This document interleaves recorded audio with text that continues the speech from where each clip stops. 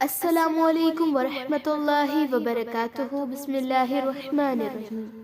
आई उहो ॾींहुं न विसारजो जंहिं ॾींहुं असां सभिनी माण्हुनि खे संदन पेशवा यानी अॻुवाण या ऐमाल नामे सां गॾु सॾींदासीं। पोइ जंहिं खे संदसि ऐमाल नामो साॼे हथ में ॾिनो वियो से पंहिंजो ऐमाल नामो ख़ुशीअ में बहकंदे पढ़ंदा ऐं साणनि तंद या तिर जेतिरी बि नाइंसाफ़ी न कई वेंदी। ऐं जेको बदबख्त ऐं बदनसीब जंहिंखे ऐमाल नामो खाॿे हथ में ॾिनो वियो सो हिन दुनिया में बि अंधो थियो ऐं हक़ जी राह खे न ॾिसी ऐं न परखे सघियो सो आख़िरत में बि अंधो हूंदो ऐं राह यानी निजात खां घणो परे बिना भटकियल हूंदो। ऐं मोहम्मद सल्लल्लाहु अलैहि वसल्लम उन्हनि काफ़िरनि पूरी कोशिश कई ऐं उहो क़रीब हो त वाकई जेको वही असां तोखे कयूं था उन खां तोखे फिराइन त जीअं तूं पंहिंजे तरफ़ां असां ते उन मोकिलियल वहीअ खां अलावा कुझु ठाह ठाहिनि त हू तोखे उन वक़्तु ज़रूर पंहिंजो दोस्त कंदा।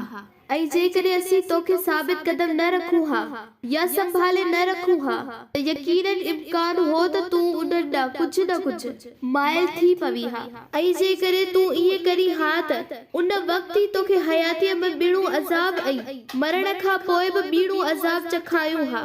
ऐं पोइ तूं पाण लाइ असां जे मुक़ाबले में को बि वाहिरो यानी वसीलो या मददगार न लही हा।